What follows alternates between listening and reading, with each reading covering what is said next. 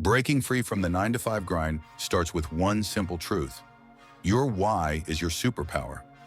Most people chase money without knowing what they're really after. They save blindly, invest randomly, and wonder why they're stuck in the same place. I used to be that person, throwing money at random stocks, hoping something would stick. But everything changed when I got crystal clear on my why. Mine was simple. I wanted to start a business and have breakfast with my kids every morning instead of rushing to the office. That vision, it transformed how I handled every dollar. Suddenly, saying no to impulse purchases became easy. Investing wasn't a chore. It was building my dream, brick by brick. Your why could be different.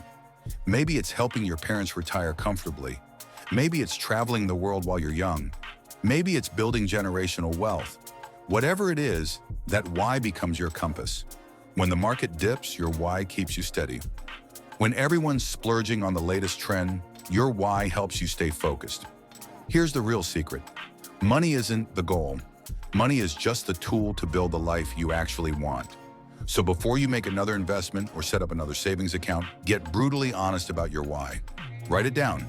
Make it so clear you can taste it.